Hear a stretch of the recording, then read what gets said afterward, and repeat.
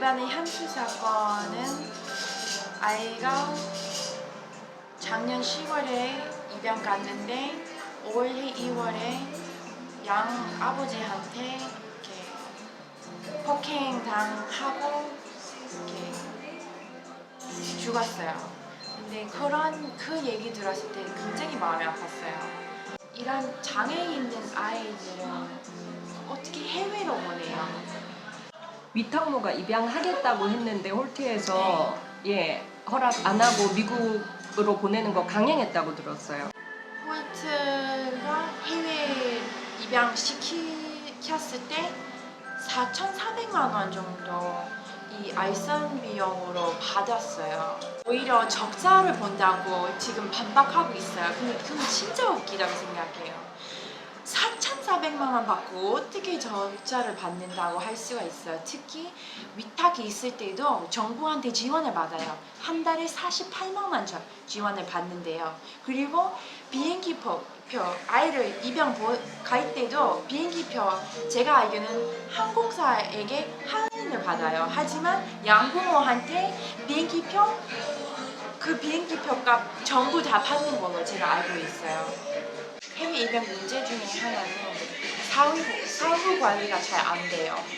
아이를 입양하고 나서 감당을 못 하겠다고 하고 나서 인터넷으로 그냥 막 다른 가정을 찾는 과정에서는 정말 문제가 많이 생길 수 있는 거예요. 그러면 입양 가서 또 버림받는 아이들이 사실 꽤 많다. 많아요. 네. 사람들 생각보다 정말 많이 보여요. 그래서 미국에서 노숙자로 지내는 입양인들도 있다. 네, 노숙자로 지내다가 한국으로 추방당하는 경우도 있고. 있죠.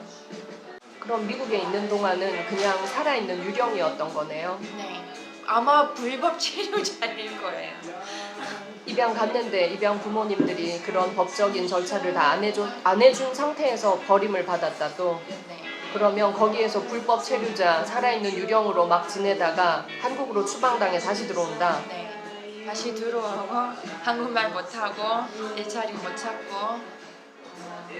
여기 적응하느라 이렇게 전신적으로 힘들고 그래서 고생 많이 하죠. 제가 제일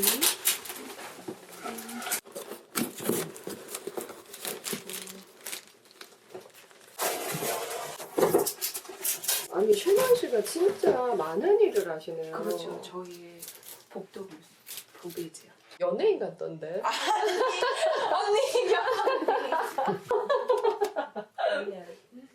언니는 한국말 잘해요?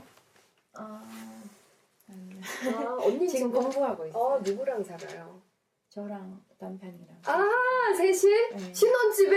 네. 눈치 없어. 원래 둘이 살았어요, 한국에서? 네, 근데 결혼하면서 셋이 같이? 재밌겠다. 재밌어요. 신랑이랑도 친해요? 네.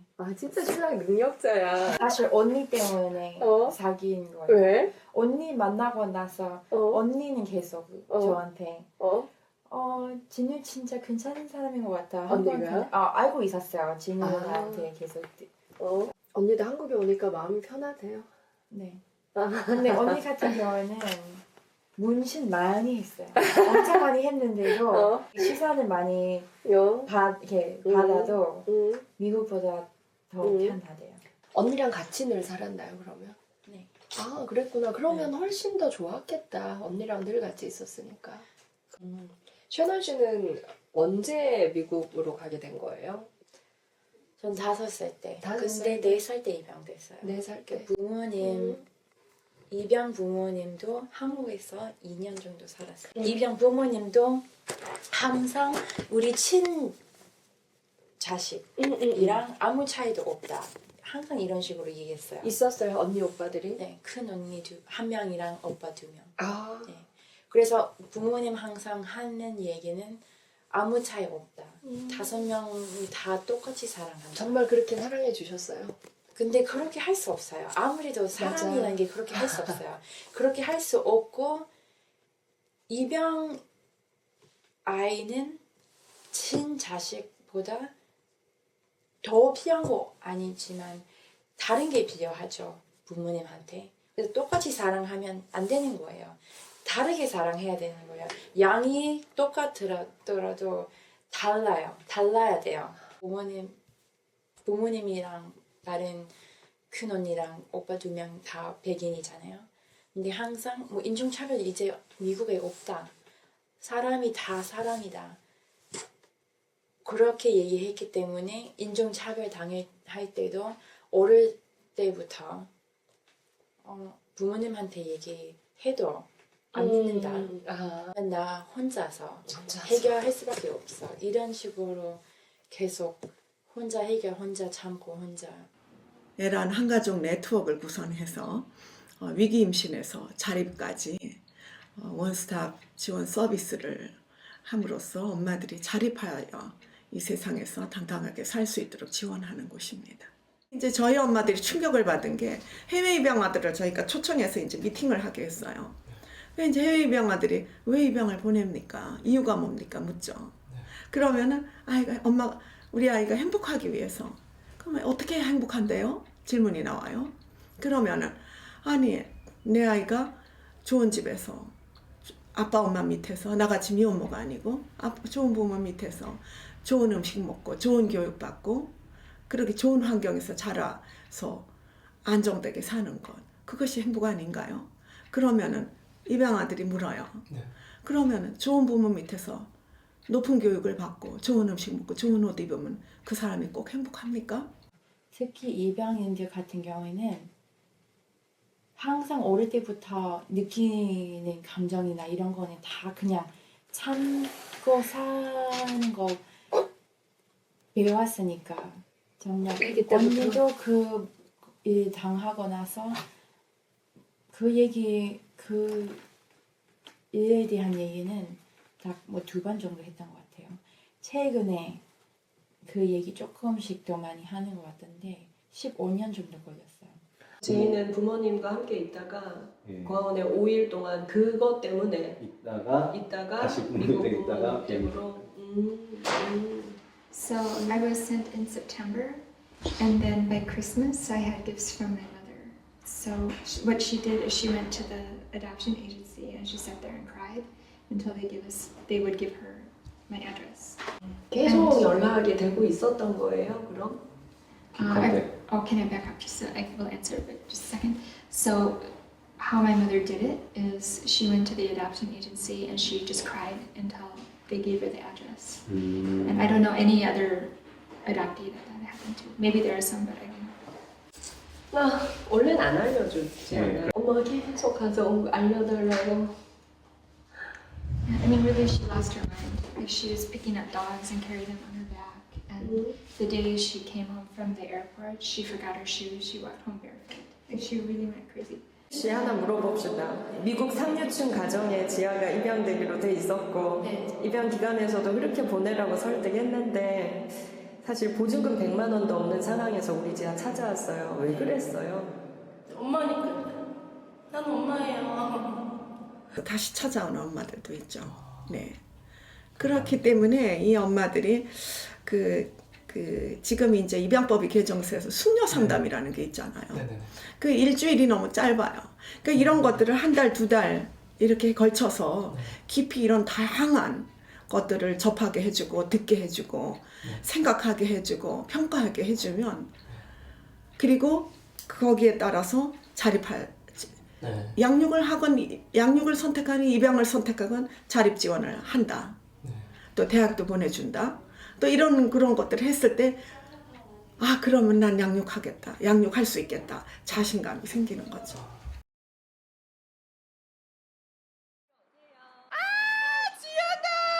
지아야! 지아 맞아? 지아야? 우리 이모고 언니라고 막 우기니까 한번 보다. 우리는 15살밖에 차이 안 나. 그러게. 그럼 이모야.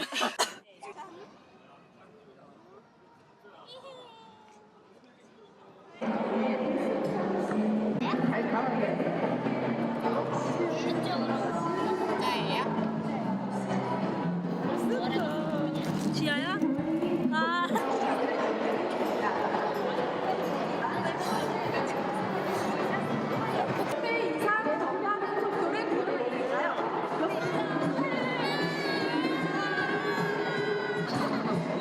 입양 기간을 도착한 아이들이 입양을 하겠다고 입양을 보내겠다고 하는 엄마인데 그걸 되찾아올 수 있는 방법이 거의 없죠.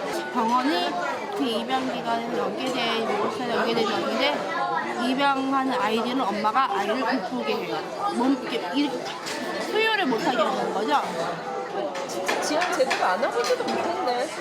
사업이라고 생각하는 것 같아요. 내 아이를 알려줘. 그리고 아까 그 말대로 우리 사회에는 미혼모가 있으면 안 되니까 니들이 문제 있는 거야. 그 아이를 낳아서 입양 보내고 싶어 하는 엄마는 저는 하나도 없다고 생각을 해요. 지금까지 저는 30년 이상을 이 일에 종사를 했지만 없다고 생각해요. 다만 사회적으로 무언의 압력을, 소리 없는 압력을 받는 거죠. 넌 미혼모니까 아기 잘 못 키워. 입양 보내. 또 부모로부터, 사회로부터, 사람들로부터 받는 거죠. 그랬을 때 이렇게 환경적으로 학습이 되죠. 엄마는 왜 그러면 보내셨어야 했던 거예요?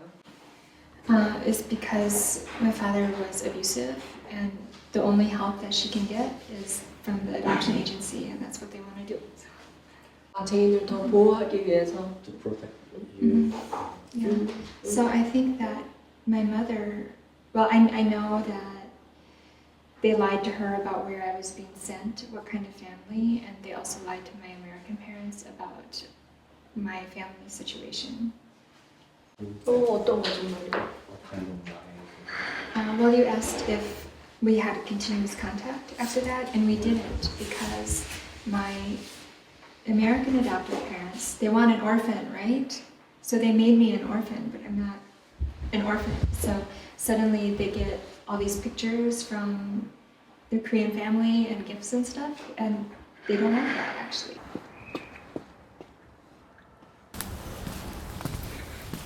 사모님, 여기는 지금은 네. 몇 분이나 와 계신가요? 저희가 하루 침대가 14개? 14개? 예, 그래서 지금 오늘 12명 있어요.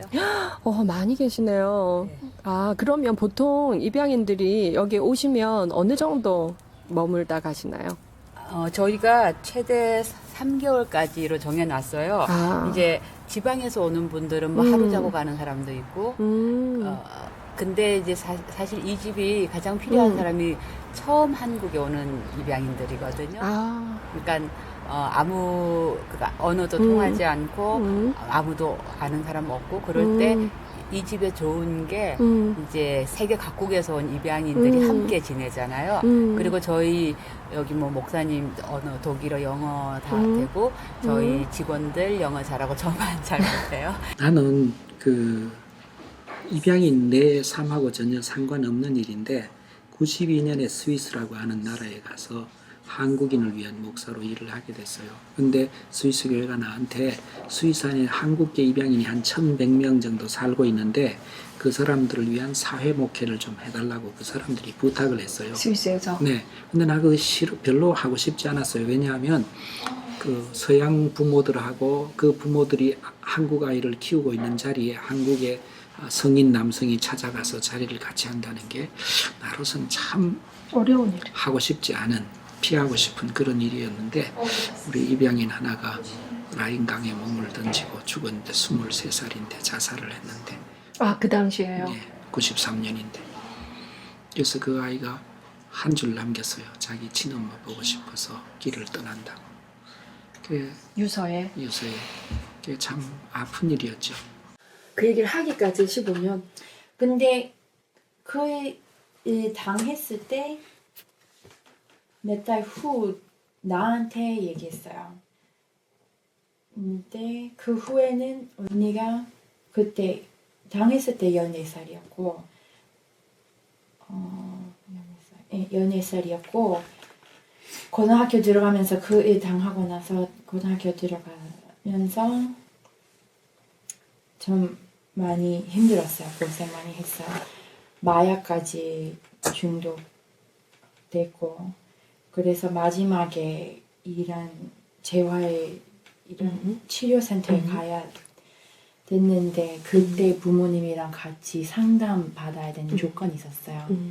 근데 부모님이랑 같이 이 심리 상담을 받을 때 그 얘기 드디어 나왔어요. 처음. 네. 근데 이거 4년이었어요. 4년 걸렸어요. 그때 18살이었어요. 그 상담 시간 끝나고 나서 그때 작은 오빠는 벌써 대학에 가 있는 시기였어요. 그래서 작은 오빠한테 언니 있는 데에서 전화했어요. 전화했는데 물어봤어요. 물어봤을 때 작은 오빠가 언니 앞에서 이 스피커폰 걸고 언니 앞에서 그냥 키스만 했고 서로 원해서 했다고 자기는 강제로 하지 않았다고. 그래서 언니 그 말 듣고 어떻게 말할 수가, 왜냐하면 친자식하고 이제 입양 아이 말 누구 한 명은 믿어야 되잖아. 그래서 말 못하고 그냥 넘어갔어요. 그래서 그 후에는 15년 정도 그냥 말 안 하고 가족 모임 할 때마다 참석하지만 되게 힘들었어요. 부모님 그런 거 진짜 언니 그 전까지만 해도 모범생이었어요. 그때 칼로도 자기 여기 그냥 자르고 뭐 밥도 제대로 안 먹고 마약도 하고. 그래서 스위스 안에 흩어져 있는 한국계인이 한 40명 정도를 초대해서 아주 이런 공간에서 좋은 그런 모임을 가졌어요. 그래서 그 모임을 가지는 자리에서 그 나랑 옆에 앉은 친구가 같이 밥을 먹다가 두 눈에 닭똥 같은 눈물을 쭉 흘리는 거예요. 그 나중에 그 얘기가 뭐냐면은 자기가 자기 코끝에 뭐 이상한 냄새가 하나 어렸을 때부터 있었는데 그게 무슨 냄새인지 자기가 몰라가지고 맨날 불편하고 뭐 있는데 그게 뭔지 모르고 불편했었는데 오늘 이렇게 한국 음식 먹는 자리에 앉으니까 김치 냄새가 확 들어오면서 자기가 궁금해하고 불편해했던 그 코끝에 아련하게 남아있던 냄새가 확 이제 뭔지 알게 됐다고 완전히 가슴이 뻥 뚫리는 것 같아서 눈물을 흘렸다고 그러더라고요. 굉장히 충격적인 사실 그런 나는 알지 못하는 그런 입양인의 세계였어요. 노르웨이에서 남자 네. 입양인이 왔는데요. 처음 왔는데 함께 이제 저기 대학로를 갔어요. 우리 식구들 입양인들과 갔는데 거기에 먼저 반찬이 나오잖아요. 김치가. 김치랑 김치는 싹쓸이 하는 거예요. 그 어릴 때의 기억이, 냄새의 기억이 있었네요. 그게 났는데 자기는 그때만 해도 한국에 대해서 굉장히 싫어하고 적대적이어서 자기는 나는 한국 사람 아니다 그렇게 했었대요. 그런데 이제 이렇게 지내면서 이제는 한국 여자랑 결혼해도 좋겠다 할 정도로 마음이 열렸다 그러더라고요. 15년 흘렸는데 어느 날 제가 그때 벌써 한국에서 살고 있었어요. 그래서 미국에 잠깐 놀러 가려고 했는데 엄마가 그때 그러면 우리 가족 여행 같이 놀러 가자. 근데 같은 거기 가자는 거예요. 언니가 한 그곳으로 가자는 거예요. 그래서 완전히 그냥 잊어먹은 거예요. 그래서 언니 그거 듣고 되게 속상했어요. 어떻게 자기한테 최악의 장소에 그들은 다 잊은 거네. 그냥 행복한 가족 여행 기억 추억으로 남겼나 봐요. 엄마한테 얘기했어요. 작은 오빠는 더 이상 보지 않을 거라고. 근데 그렇게 얘기했더니 엄마는 왜 자기는 완전히 잊어버린 거예요. 그래서 몰라서 물어보는 거냐고 계속 물어봤더니 진짜 몰라서 물어보는 거라고. 그래서 결국 제가 얘기했어요. 그때 언니가 그렇게 당했고 그냥 쉽게 넘어가려고 말도 안 되는 소리 믿었고 그냥 다 서로 사과하라. 그냥 다 감사하라고. 네. 그래서 제가 더 이상 그거는 가만히 있을 수 없다고 그랬더니 엄마가 갑자기 기억했나 봐요. 그냥 이거 끝났는데 그 후에는 조금씩 좋아졌어요. 나 스스로 이제 인터넷 검색을 해서 이쁜 엄마미라는 카페를 알아보고 가입을 했어요. 제가 문자를 보고 싶은데 용기가 없다.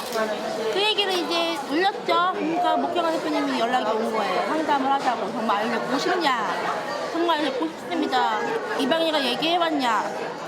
얘기 못했습니다. 겁이 납니다. 정말 어쩌면 이 싸움이 될 수도 있다. 법적으로 갈 수도 있다. 그거 이제 감안하고 할 수 있겠냐. 할 수 있다. 정말 아이가 키우고 싶냐. 정말 아이 키우고 싶다. 근데 입양 기관에서 아이가 이제 입양이 결정됐다라고 마지막 보러 오라고 갔어요. 근데 저한테 혹시 이 글 올렸냐? 올렸다. 왜 자기가 와서 얘기를 하지? 왜 그런 데서 글을 올리냐? 또 그걸 얘기 듣고 저한테 이제 녹음을 하겠다는 거예요. 녹음을 해본다서 내가 왜 저한테 이제 공개적인 걸 다 물어보는 거예요. 그러면서 보여준 게 이제 아이가 입양기관이 선택한 얘가 갈 집안을 저한테 보여주는 거예요. 미국의 상류층 집안인데 그래서 남자 아이를 한국 남자 입양에서 키우는 집안이에요. 아이 부모예요. 지하 가면 똑같은 한국 오빠가 생기는 거니까 한국이 없는 거니까 외롭지 않을 거다. 2주 뒤에 티켓팅을 할 거였어요. 미혼모 엄마들 이렇게 많이 도와줘야겠다 생각하신 이유는 뭐예요? 현지 미혼모들 한국에서 아이를 혼자 키우는 거 얼마나 힘든데 우리 엄마도 미혼모였으면 얼마나 힘들었는지 여기 활동을 하면서 좀 알게 됐어요. 미국에서는 미혼모에 대한 안 좋은 시선이 있긴 있어요. 아주 보수적인 사람 생각에는 안 좋은 시선이 있지만 그것보다 보통 사람들 생각에는 싱글맘들 진짜 대단하다. 이렇게 부모님 둘 다 있을 때도 아이 키우기 쉬운 일 아닌데 혼자 키우는 게 얼마나 힘들었을까, 얼마나 고생했을까, 대단하다. 그런 거 좀 있어요. 좀 슈퍼우먼이란 이미지. 이 엄마들이 아기를 키울 수 있도록 도와주고자 하는 것 같아요? 아니면 낙태하거나 더 입양시키기를 원하는 것 같아요? 말로는 도와주겠다는 것 같지만 실제 행동은, 정책은 보내라는 것 같아요. 아이를 데리고 와달라. 아이를 내가 키우겠다고 하지 않았냐. 들어오셔서 하신 말이 빨리 줘서 보내버려 이러는데요. 나한테 인수증을 쓰라는 거죠. 애기 인수증? 애기를 넘겨받았다. 그리고 양부모님한테 사과 편지를 써요. 이 부모님이 이 아이가 오기 위해서 이렇게 오래 기다렸는데 목놓아 기다렸는데 곧 만날 때가 됐는데 이 아이가 이제 갈 수 없으니 사과의 편지를 쓰라는 거죠, 저한테. 나는 어깨띠도 모르고 하는데 없고 할지도 모르고 아무 분유나 이런 것도 없고. 애기 용품은? 없어요. 애기 몸만 왔다. 애기 몸만 딱 온 거예요. 진짜 줘서 빨리 보내버렸네. 그래서 옥탑집을 구했고 보증이 100만 원인데 한 100만 원이 없잖아요. 완전 전재산 60만 원이 있었는데 그 60만 원이 이제 애기한테 들어갔고 부인집 와줘서 하정을 해서 내가 3개월만 살게 해달라 하고 100만 원 주고 3개월 동안의 월세를 드리지 않고 드리겠습니다. 지하 보낼 걸 혹시라도 한 번이라도 그 뒤에 그냥 있었어. 그 집에 보내지 못한 거에서 그냥 하다 보자는요. 그냥 처음 데리고 온 날 애기는 울어요. 엄마 그 항상 옆에 있던 윗장모가 안 계시고 없으니까 울잖아요. 그래서 내가 울면서 그때는 제가 살짝 잠깐 내가 정말 이게 잘하는 건가, 내가 나 살자고 내 애를 이 고생시키는 거 아닌가 울면서 다 잠을 자야 되는데 애기가 안 자잖아요. 애를 들지 않고 밖에 나가는 거예요. 근데 이렇게 밤에 혼자 울면서 그래 지아야 엄마가 내일 다시 보내줄게. 그러니까 너무 없으니까 내일 다시 보내줄게. 오늘 울지 말고 자자. 엄마가 내일 보내줄게. 나도 펑펑 울고 애기 펑펑 울고. 그 다음날 그렇게 울고 그렇게 저희가 아기 장래 결정 집단 상담을 이제 집단 상담 코스를 만들었어요. 네네. 그래가지고 이제 그 국내 입양 또 해외 입양 이런 부모들 또 그런 아이들 또 이렇게 초청해서 이렇게 엄마들하고 미팅도 하게 되고 소개도 받게 되고 또 입양 보낸 엄마, 양육한 엄마 이런 분들 이제 자립해서 사는 엄마들 초청해서 엄마들에게 자기의 그 개인적인 히스토리를 이렇게 소개를 하도록 하고 그리고 이제 그 엄마들이 저런 상태에서 자립을 했으니까 나도 할 수 있겠다라는 희망을 갖게 되고 이렇게 확실한 믿음이 생기니까 이게 확 달라지더라고요. 입양이 보통 한 80%, 양육이 20% 이랬다면 그렇게 저희가 네트워크 시스템을 이렇게 구축하고 엄마들에게 자립을 지원하게 됐을 때, 확실하게 지원하게 됐을 때 이게 뒤집어졌죠. 네. 아, 보내야겠다. 다시 보내야겠다. 내가 생각이 짧았다. 이런 생각이 들고 갔는데 그 다음날 애기를 겨우 재우고 일어났는데 애기가 빠긋빠긋 웃는 거예요. 그러니까 보니까 배가 웃네. 빨리 우유 타줘야지. 우유를 먹는데 애가 우유를 대주는데 애가 이렇게 뚝딱 빨아 먹는데 근데 그대로 편하게 이제 있는 거야 애기가. 그래서 내가 했던 게요. 이만큼만 오늘 하루를 겪어보고 정 안 되면 보내자. 내일 또 겪어봐서 내일 또 하루 지났어요. 오늘까지 또 오늘도 너무 애기가 너무 힘들어하면 내일 보내. 그렇게 하루하루 봤던 것 같아요. 목표를 너무 잘했죠. 너무 행복하죠. 사람들 저를 볼 때도 가끔씩 위험하다는 생각이 들어요. 근데 행복이라는 걸 정말 스펙으로만 따질 수 있는 건지 제가 얻는 만큼 잃었다는 거 사람들 좀 알았으면 좋겠다는 생각이 들어요. 뭘 잃은 것 같아요? 엄마를 잃었죠. 제일 힘든 입양인데 못 돌아오고 있는 거죠. 들어올 여유가 없어요. 돈도 없고 마음 여유도 없어서. 네, 엄마 찾기 위해서 되게 노력 많이 하셨잖아요. 방송에도 나가셨고. 네. 엄마 어떻게 찾으셨어요? 기록도 조작돼 있고 이랬잖아요. 아버지의 누나 분이고 뭐 다른 친척 분들 만났어요. 직접 만났어요. 그리고 저를 만났을 때 그 고모 분 저를 볼 때는 되게 진짜 닮았다, 진짜 맞다, 진짜 그분도 되게 믿으셨어요. 근데 결국 아니라는 거 알고 얼마나 심적으로 힘들었을까. 그래서 그분도 저한테 그 후에 뭐 2번 정도 전화하셨어요. 그래서 뭐 저도 이제 엄마를 못 찾을 것 같으니까 그냥 가서 뭐 이 사람의 뭐 조카인 척 할까, 조카인 것처럼 그냥 지낼까 했는데 결국 제가 못 갔어요. 2번 입양되기 싫어서. 그런 나라에서 고아가 아니면 입양을 할 수가 없거든요. 고아로 조작하기 조작을 위해서 기록을 지우고 그렇게 된 거죠. 사실 입양인들의 아버지로 살아오신 지 그 굉장히 표현은 정말로 내가 원치 않는 표현이세요. 그게 소위 말해서 미화하신 또 다른 형태의 미화다. 자기 삶의 크기를 만들어가는 건데 절대로 입양인들은 자기의 친가족을 잃어버린 사람이에요. 그래서 아버지, 누나, 형이라고 하는 단어를 옆에 있는 사람이 함부로 쓰면 그 사람들에게 당신 누구예요? 왜 당신 스스로 우리의 아버지라고 호명하십니까? 말도 안 되는 얘기예요. 그 사람들이 아버지라고 한다더라도 아니야, 난 너의 친구야.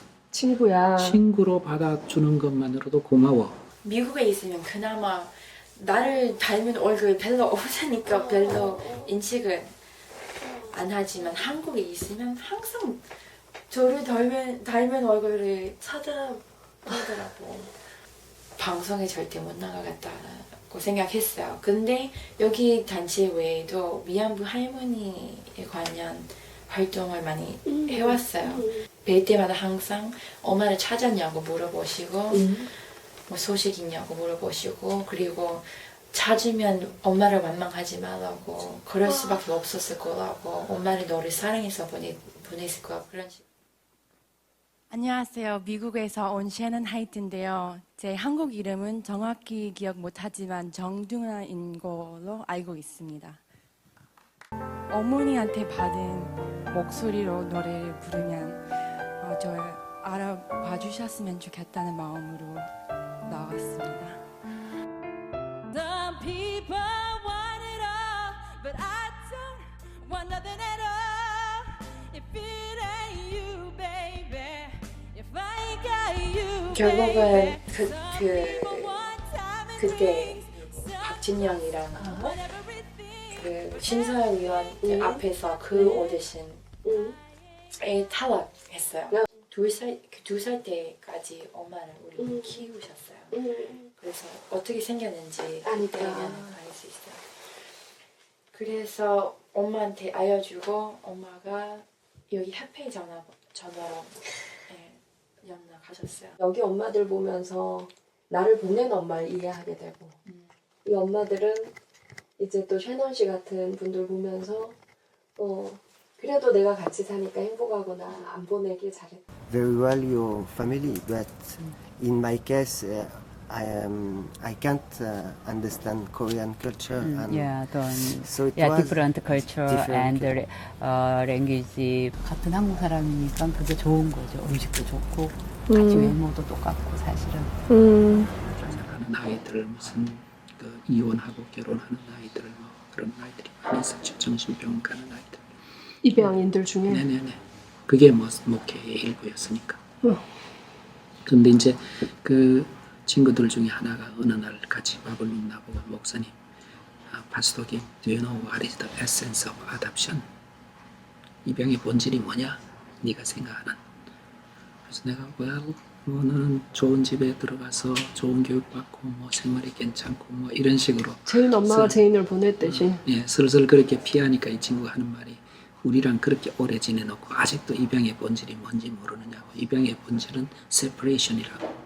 친생모와 우리의 결별, 모국과 우리의 결별, 그게 우리 인생 일생의 화두라고. 다른 거 뭐 잘 먹고 잘 살고 그런 거 별로 중요하지 않다. 우린 그런 거 생각 안 한다. 여기서는 입양인들하고 어떤 일을 하시나요? 기본적으로 여기서는 우리 입양인들이 1년에 한 300명 정도 들어와서 살아요. 300명 정도. 그러니까 어떤 평균 한 10명 가까이 여기서 사는 거죠. 그래서 기본적으로 하는 일은 그 사람들의 삶의 공간을 그냥 제공하는 거예요. 그리고 그 사람들이 자기들의 공동체를 이루어가고 그 사람들이 자신들의 삶을 치유해가고 그 사람들이 자기 삶을 열어가는 거예요.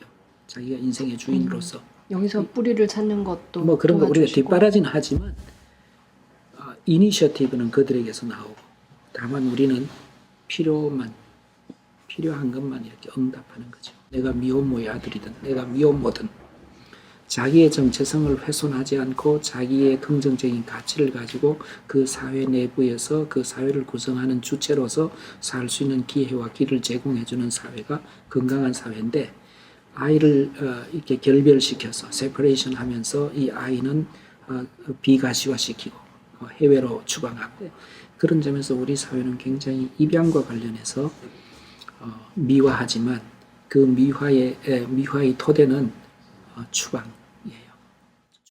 제인정에게서 편지가 왔습니다. 입양기관이 운영하는 미혼모 시설은 그야말로 아기 공장입니다.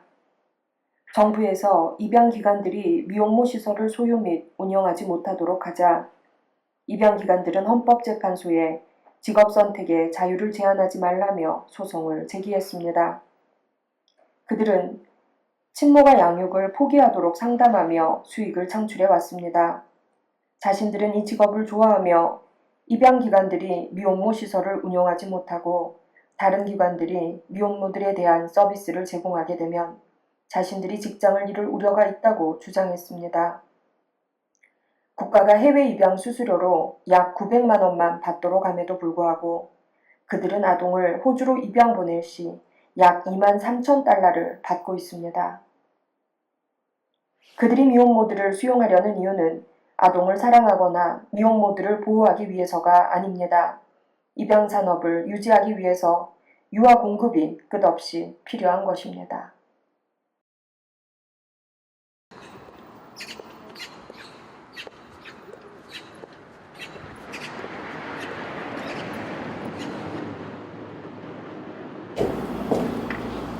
오빠! 나 왔어.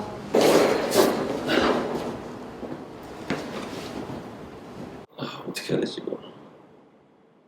너에게 나면은 끝이야. 나면은 네 인생에 어떤 가능성도 없어.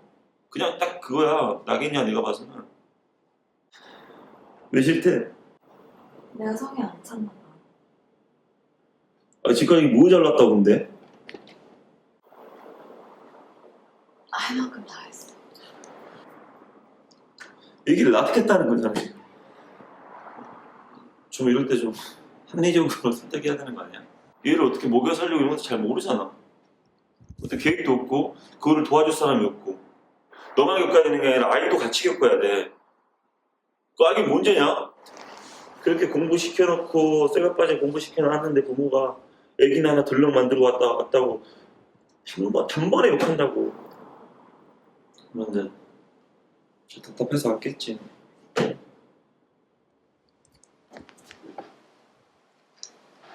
일단 부모님한테 말씀드릴 때만이라도. 아, 뭐 어떻게 하냐고 그거를. 나는 납득이 안 돼.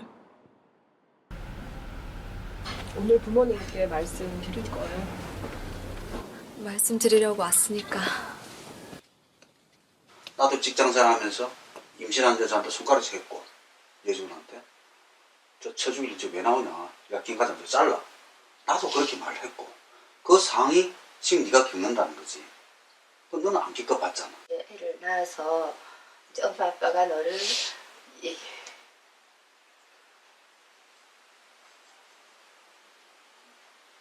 여기까지 키울 만큼 키웠던 것만큼 키워낼 수 있을까?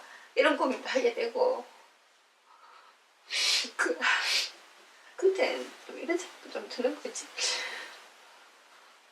내가 애를 임신했을 때를 생각을 해보면 키우고 싶다는 말은 맞거든.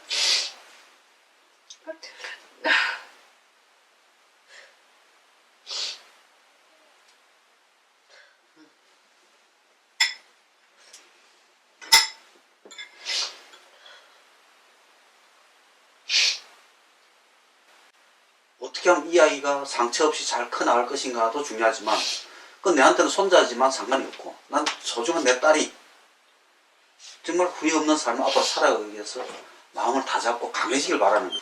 내가 뭐 20살, 18, 19 같으면 머리 다 깎아버리고 절에 쳐넣어버리든지 안주마한테 패버리든지 뭐 쳐죽이려면 죽이려면 살리려면 뭐 그랬지만 지금 그럴 나이는 아니지 않냐. 하지만 나도 네가 낳는다고 결심을 했을 때 그 아이를 이렇게 남집에 보내는 건 싫어. 그거는 발손을 동영 속에 던지는 건데 같이 겪어야 되지 않겠냐라고 생각하거든. 그렇지만 낳느냐 키우느냐의 문제는 내가 어떻게 아이를 죽이느냐 하는 문제와 앞으로 살아가면서 평생을 이제 그 뒷감당을 하면서 마음 쓰라리고 분노하고 그런 가정하고 바꾸는 건데 생각을 해보려고. 생각해서 너무 무섭고 너무너무 겁이 나는데 그래서 부모님한테 말씀을 드리기도 너무 무서운데. 그 이야기는 잘한 거지. 어쨌든 우리는 가족이니까.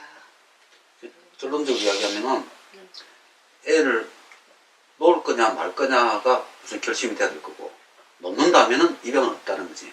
말씀은 네가 상상하는 것보다 훨씬 더 그거를 책임져야 될 게 많다. 그걸 내 딸이 간다는데 어느 아빠가 그렇지만 난 니를 나이가 있으니까 존중하겠다는 거야. 하겠지만 그건 내 머릿속에 있고 내 마음은 정말 눈에 넣어서 앞세운 내 딸이 그 길을 간다는데 그 생각 조금 네 해주면 좋겠다는 거지.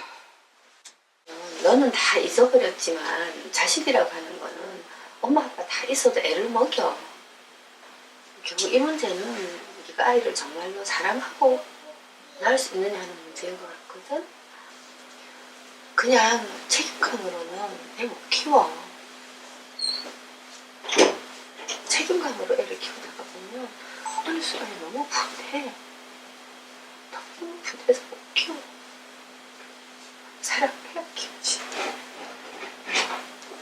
이런 마음이라면 정말로 간절히 알았으면 좋겠어.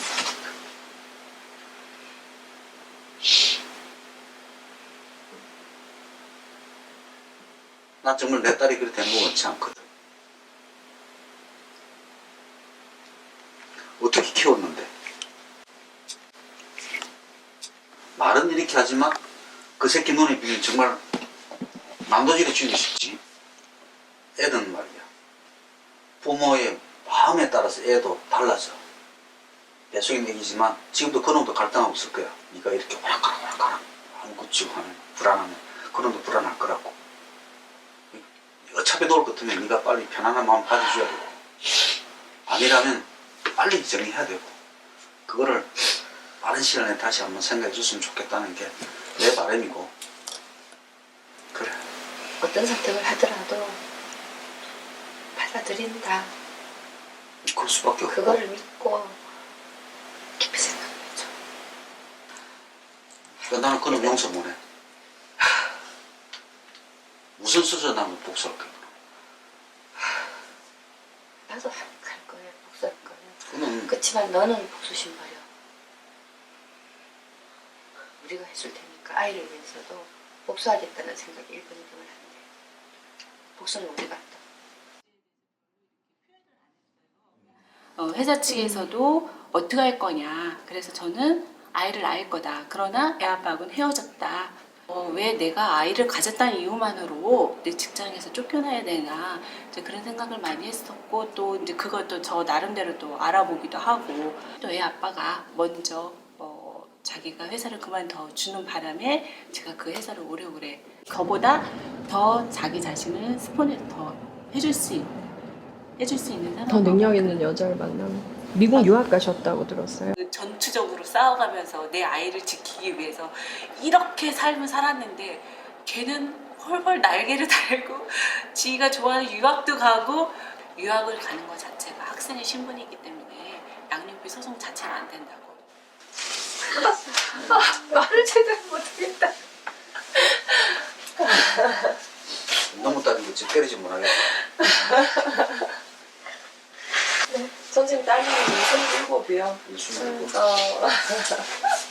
나 그때 딱 우리 딸내미가라고 생각을 하니까 내가 말이 되더라고.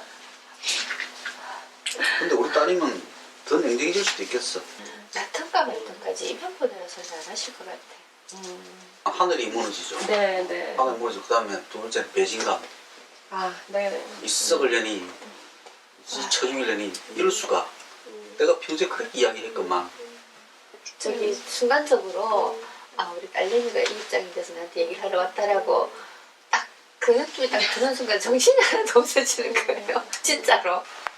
나는 차라리 지가 사랑하던 사람에게 배신을 하고 임신한 상태로 남았는데 낳겠다라고 결심을 하는 것보다는 그냥 적극적으로 남자는 필요 없고 애는 하나 필요해서 임신을 했다라는 편이 훨씬 좋을 것 같아요, 기분에. 딸이 상처를 안 받고 내 딸이 중요한 거야. 내 손주가 중요한 거야. 한 달이 걷는 게 벌써. 내가 이제 그 일도 한 일주일 정도 생각을 해봤는데 그 손자에 대한 생각을 안 떠오르는 거예요. 어떻게든지 내 새끼가 상처 안 받고 살을 어루만져 주긴 해야 되는데 하는 치밀고. 아이의 엄마가 될 수 있다는 거는 굉장히 기쁜 일인데 왜 하필이면 이런 상황에서 애 엄마가 돼야 된다는 걸까? 저희 아버지 마음을 조금 더 오늘 이걸 보면서 제가 좀 더 이해를 저해서 그러니까 아버지한테 많은 상처를 딸이란 주고 많은 거는 상처를 주고 딸이란 아빠한테는 제2의 사랑하는 연인이거든요. 그렇죠. 그 여인이 내를 버리고 배신했다는 거예요. 그 연적이 사랑에 대한 배신이 제일 크잖아요. 그러니까 그래서 내가 배신을 못하고 같이 살잖아. 너는 너만 생각해 하는데 네. 왜냐면 태교가 있으니까. 그러니까 놓기로 했으면 엄마 말대로 정말 애가 뱃속에서라도 기분 좋게 자랄 때 해주는 게 도리거든. 그 아이가 나로 인해서 상처를 너무 많이 받고 힘들어할까봐 저는 이제 그게 지금으로서는 제일 걱정인데. 근데 그런 걱정 안 하셔도 되는 게 부모가 자식을 사랑하는 걸 자식이 느끼면 절대 그래 막말하지 않습니다. 절대 막말하지 않습니다. 그게 제일 걱정. 그런 말을 할까봐 저도 제일 자식이 편모든지 이혼모든지 뭐 째보든지 곰보든지 뭐 거지든지 간에 저 부모가 내를 위해서 희생을 하고 사랑을 하는 걸 할 때는 절대 부모한테 막말하지 않습니다. 자식 부모한테 막말할 때는 그런 걸 줬기 때문에 막말합니다. 괜히 자식한테 기죽을 필요가 없는 거예요. 내가 당당하면은 내가 열심히 살았고 내가 열심히 너를 건사했고 봉사를 했고 잘 키웠으면은 저가 내한테 말할 수가 없는 거예요. 너무 다행인 얘기 해드릴게요. 오늘 연기자예요. 네, 너무 다행이죠. 예, 실제 너무 다행이죠.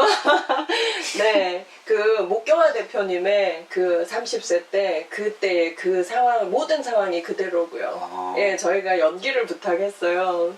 그래서 두 분이 진짜 이 상황에 어떤 말씀을 하셔야 될지 좀 더 그랬어요. 죄송합니다. 그래서 임신한 사무치고는 네. 가끔 끌어당기더라고. 몰래 카메라. 몰래 카메라. 근데 그런 잘했어요. 만약에 연기라고 생각했으면 네, 이렇게 안 되지. 네. 그러니까 뭐 굉장히 카메라 의식하게 되지. 이혼모라고 하는 말은 그 엄마한테 붙이면 안 되는구나. 그냥 엄마다. 그 생각을 했거든요. 엄마는 그냥 엄마다. 결혼을 한 엄마냐, 결혼하지 않은 엄마냐, 너희 삶이 있을지라도 엄마는 똑같은 엄마인데, 그러면 어느 엄마가 더 괜찮느냐. 먹고 살기 힘든다고 애랑 남편 버리고 도망가는 엄마들도 얼마나 많아요. 그 가난한 미혼모에 대한 사회적 차별은 굉장히 심하지만, 예를 들어서 어떤 그 뭐라 그러죠? 어느 정도 사회적으로 좀 지위가 있는 여성이 미혼모인 경우에는 사실 별로 관심도 없어요. 맞아요. 수경 씨 보세요. 멋있다고 멋있게 보잖아. 맞아요. 그러니까 이게 사회가 경제력에 따라서 이제 의식도 많이 이렇게 변한다는 건 결국 이제 미혼모 문제는 이 여성일뿐만 아니라 가난하고 맞아요. 이게 이제 굉장히 이제 차별의 이제 요소가 되는 거죠. 근데 소수자 문제는 이 정치권이나 이렇게 정부가 일부러 관심을 안 기울이면 정말 해결하기 어렵거든요. 당사자가 저 남편 말처럼 조심하고 피해 다니는 수밖에 없는 거예요. 근데 언제까지 피해요? 사실은 많이 고민했었어. 나도 뗄까 말까도 많이 고민했었어. 나는 낳는 순간까지도 정말 내가 잘하는 걸까? 그리고 지금도 가끔은 내가 이 아이를 정말 낳은 게 잘한 걸까? 라는 생각하는데, 근데 지금도 자신있게 얘기할 수 있는 거는 낳은 게 훨씬 더 잘했다는 생각을 해. 제가 이러한 연기를 하게 됐다라고 얘기했더니 제가 되게 존경하시는 교수님이었는데 그런 거 왜 하냐고. 제가 되는 것도 아니고 제가 하겠다는 거, 그러니까 연기를 하겠다는 것도 불구하고 너 그거 아버지가 아시니? 너네 아버지가 아시면 뭐하러 얼굴 팔리게. 시선을 받는다는 그것만으로도 제가 심리적으로 너무 힘들었거든요. 2-3시간 살아본 그 인생이었어도 네. 너무 힘들었다. 네. 조금 더 잘 살았더라면 더 좋았겠지만 난 그건 인생에서 꼭 필요한 경험이었다고 생각한다. 나한테는. 나는 그러니까 아이랑 같이 못 살 줄 알았어. 끝까지 반대하면 어떡하지라는 생각도 있었고 그래서 정말 떼고 오라고 그러면 내가 떼고 올 수 있을까라는 생각도 너무 여러 번 해봤는데 나는 아이하고 떨어져서는 진짜 못 살겠더라고. 다 숨겼지. 진짜 강 크다. 그래서 100일 때 내려간 거지. 갑자기 애를 안고. 그러니까 우리 엄마는 넘어간 거지. 애기 데리고 집에 갔을 때 그때 얘기 좀 해주라. 애 놔두고 오라고 떼고 오라고 난 인정할 수 없다 하더라고. 아, 낳은 애기를 주고 오라고? 엄마 정말 미안한데 엄마는 나를 포기 못한다 하더라고. 근데 엄마가 포기 못하는 것처럼 미안하지만 나도 내 아이는 포기 못하겠다고. 나 얘 없으면 안 될 것 같다고. 엄마가 한번 봐주면 안 되냐고 그랬더니 엄마가 내 눈에 흙 들어가기 전에는 못 봐준다 하더라고. 많이 빌었지. 그땐 좀 오기가 생겨서 알겠다고 그냥 그러고 나왔어. 손녀 보면 지금 손녀 없이 안 돼. 안 되면서도 그래도 내 딸을 생각하면 제가 걸림돌이라는 생각이 든대. 그럼 밉대? 응? 그럼 밉대? 엄마가? 응. 아니, 난 엄마 이해해. 이제 그러고 나서 이제 아는 언니네 집에다 이제 얘기를 해서 나와서? 네, 나와서 이제 홈스테이처럼 이제 지내고 회사 이제 다니고 그러고 나서 이제 제가 모은 돈도 없고 이제 그러다 보니까 출산 같은 거를 도와줄 수 있는 이제 그런 곳을 이제 찾다 보니 시설이 있더라고요. 그래서 제가 이제 사회복지 계통에 일을 하고 있다 보니까 인터넷을 다 뒤졌죠. 그러더니 한부모의 지원 정책이 너무 많은 거예요. 아, 우리 한국 참 살만하다 아직은 라고 했는데 이 사회복지 이 사회급여가 기초생활수급보다 조금 높아요.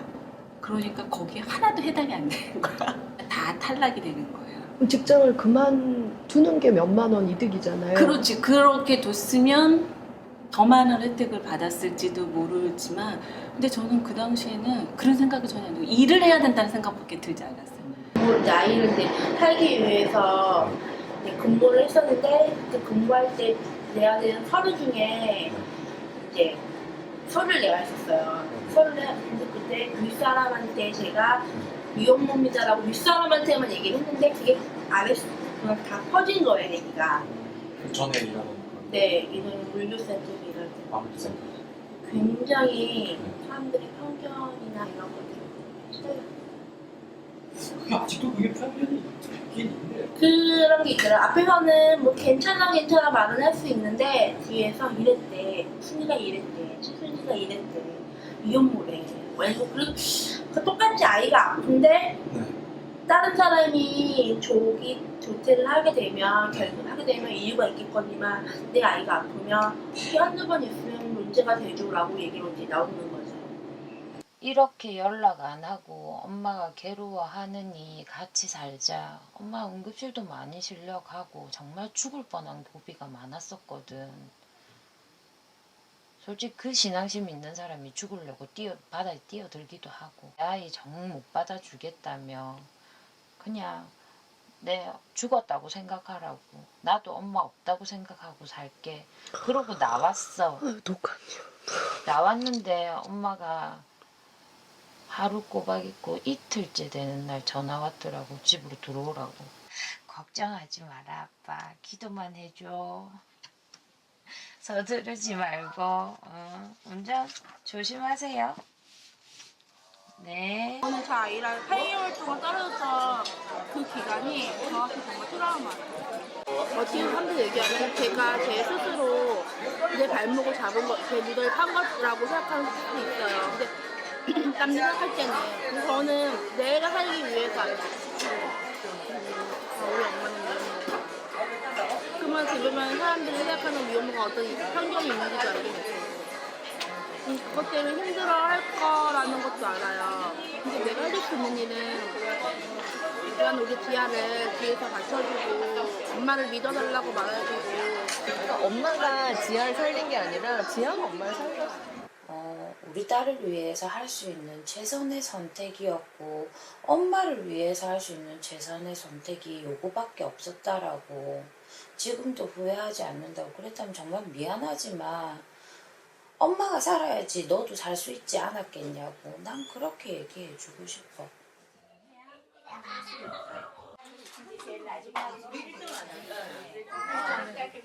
찍으세요. 내 거 위에다 겹쳐요. 악수하는 거. 이렇게 미술 치료하면서요. 너무 신기한 거예요. 그 선생님이 이제 작품을 약간씩 이렇게 분석을 해주시면서에 저의 성격 그런 것들이 이렇게 다 이렇게 나타나는 거죠. 이런 게 너무 신기하더라고요. 내 마음 치유에 너무 도움이 된 것 같아요. 조금 마음이 도움은 되고 이제 저만이 갖고 있는 고민이 아니 모든 사람들이 다 똑같다. 그래서 이제 그거를 하나씩 어떻게 해 나가는 거에 대해서 어드바이스 이렇게 해주시고 또 이제 그걸 또 귀담아도 제 아들한테도 쓰고 붙질 않는군. 스카치 테이프 위에는 붙질 않는군. 나는 또 나의 자식을 위해서 저는 내 자식을 지키고 싶어요.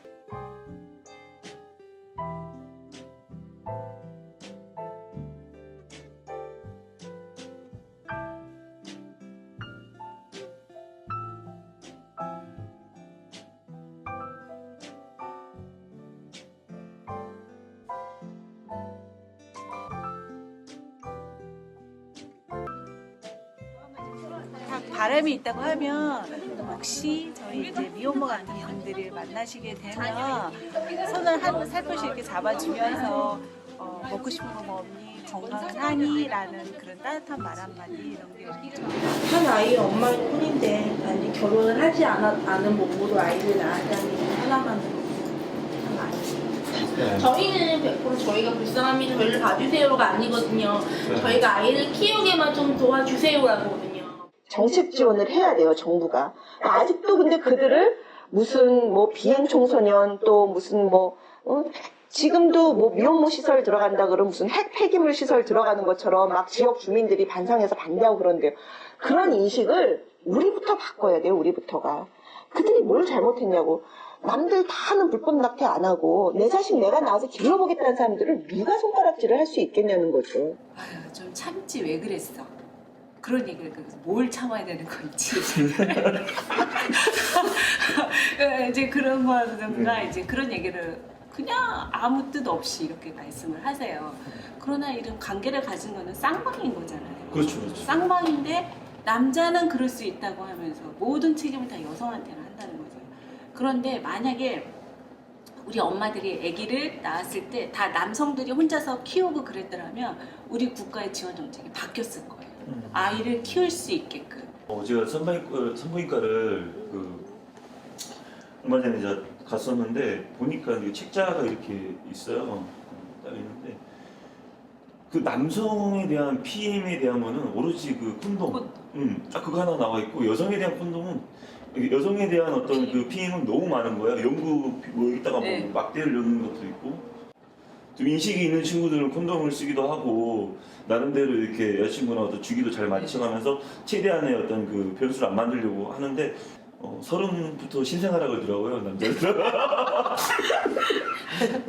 그런 의미에서 그래서 그거 보면 약간은 좀 충격을 받았어요. 남성에 대한 피임 도구는 이렇게 발전을 안 했는데 여성에 대한 것들이 많이 생겨났다. 그러면 이거는 어떤 인식 자체가 처음부터. 그렇죠. 네. 그러니까 되게 성에 대한 개방이나 뭐 이렇게 그런 것들은 되게 많이 열려 있는 사이인데 그거를 또 이렇게 책임지고 이렇게 좀 약간 인식의 면에서는 전혀 바뀌지가 않아요. 뭐 학교 졸업하고 학력 취득해서 직업훈련하고 그래서 취업하면 한 120 전후 뭐 120에서 150 이 정도의 급여를 받는데 그렇게 되면은 기초생부에 탈락하거든요. 더군다나 주택 같은 거는 그런 좀 한 6년에서 한 10년 정도의 이런 임대를 받을 수 있는 자격 조건이 된다면 엄마들이 직업에서 훨씬 더 그 숙련도도 높아가고 급여도 높아지고 훨씬 더 아이를 키우면서 사회에서 살아갈 수 있는 적응력이 높아지겠죠.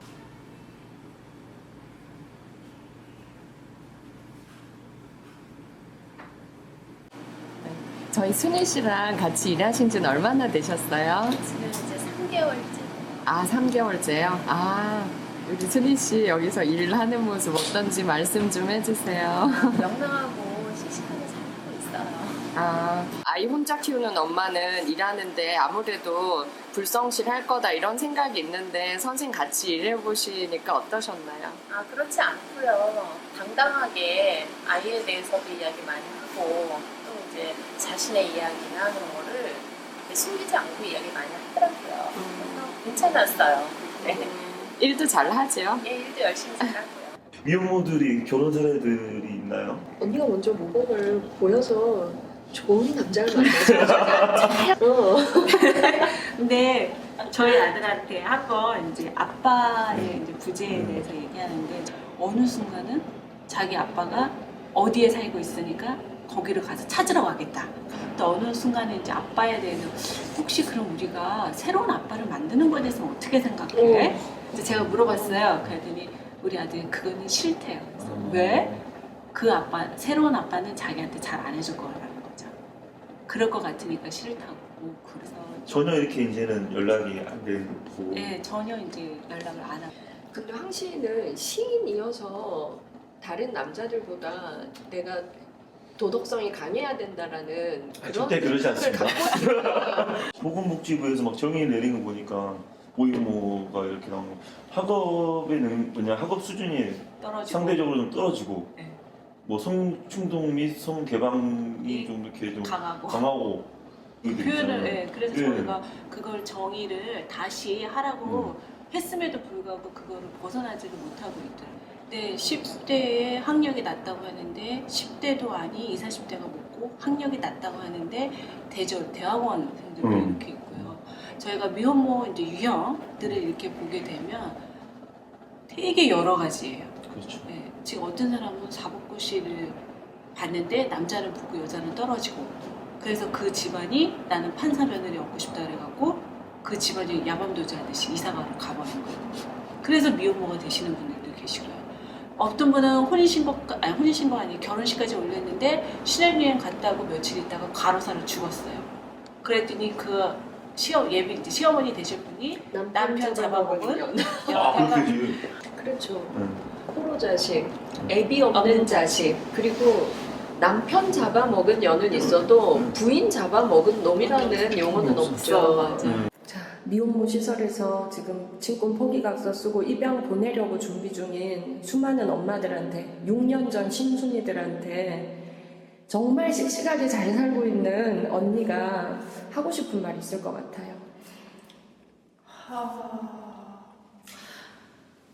포기하지 말라는 거. 네, 포기하지 마세요. 저도 아이를 포기를 할 때, 잠깐 포기할 때 정말 많이 힘들어했어요. 아이를 보내고 고통을 받는 것보다 아이랑 같이 힘든 거 버티는 게 훨씬 더 행복해요.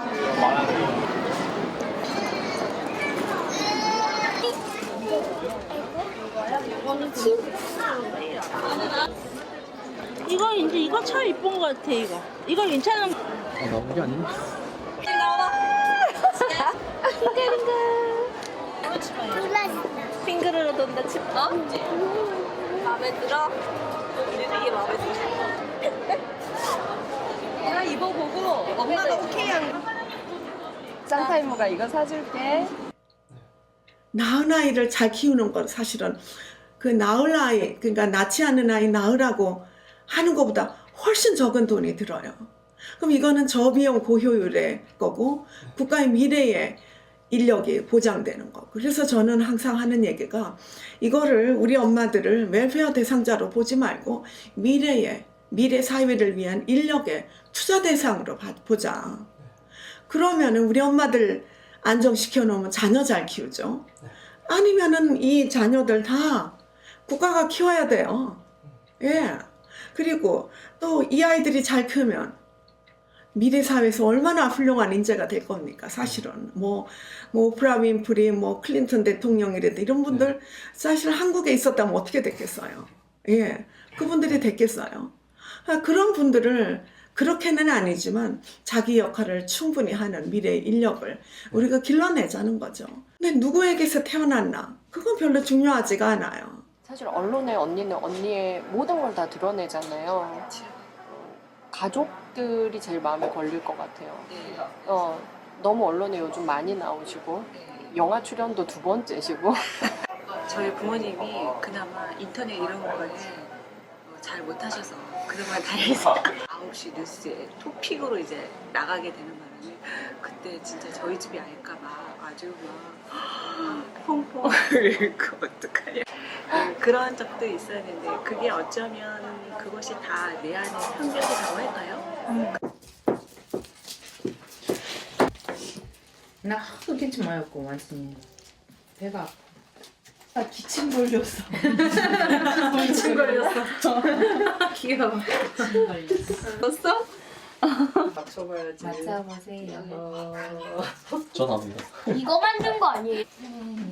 2014년에도 즐겁게 보내 하트로 해갖고 이렇게 그 선물로 인해서 에너지도 많이 충만하시고 새해 한 해 기운차게 사셔요. 예.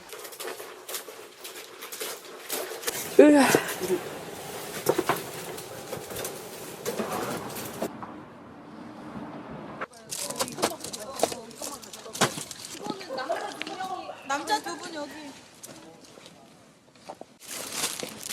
하나? 됐어요 이제. 빨리요.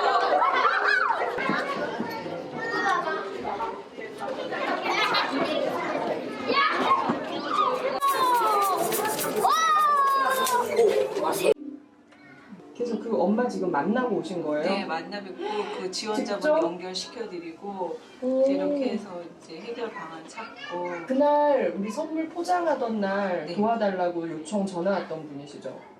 그쵸. 그 제왕절개할 비용 때문에 그 네, 대부업체 맞아, 맞아, 찾아가지고 맞아. 그냥 그분을 지금 만나고 오신 거예요? 네, 두 분 다 연결시켜. 지금 화장하고 지금 사회 봐야 되는데 화장도 못하고 보자고 이뻐라. 아 시간이 많았으면 진짜 너무 열심히. 이 행사는 여러분의 날입니다. 행사를 할 수 있게끔 한 것 또한 우리 해외 입양인 분들이 계시거든요. 한 박수 부탁드려요. 그리고 트랙의 제인정 트랭카 대표님 오셨습니다.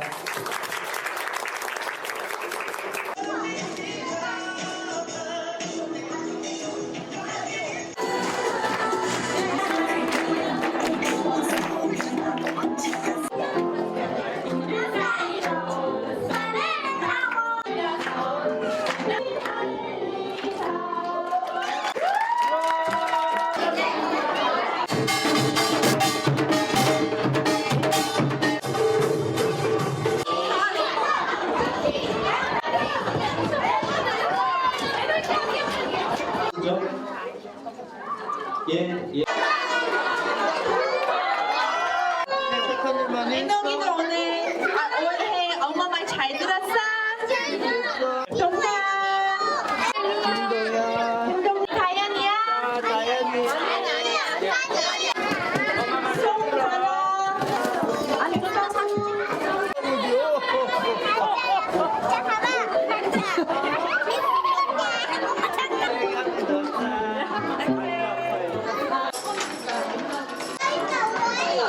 해마다 조금씩 조금 커지고 더 많은 아이한테 선물 준비해 줄 수 있어서 좋은 것 같고 애들 그냥 선물 받을 때는 너무 되게 기뻐하고 좋아서 저도 네, 보름이에요. 엄마 이거 이불에 있어가지고 내가 이렇게 누웠는데 오빠가 이렇게 쭉 들었어.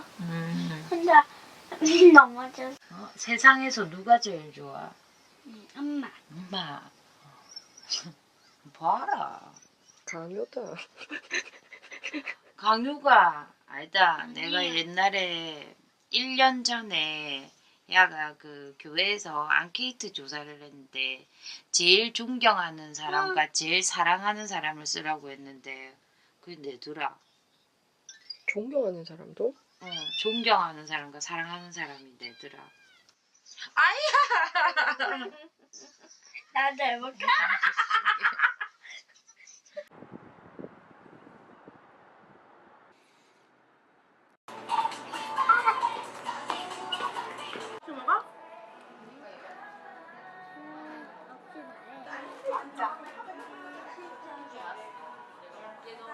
내가 살아가는 목표를 만들어줘.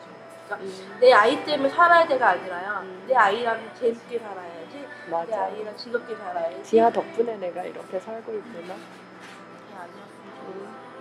우리 앞으로 씩씩하고 즐겁게 살아요. 네. 지아에게 너에게 처음으로 편지를 써보는구나.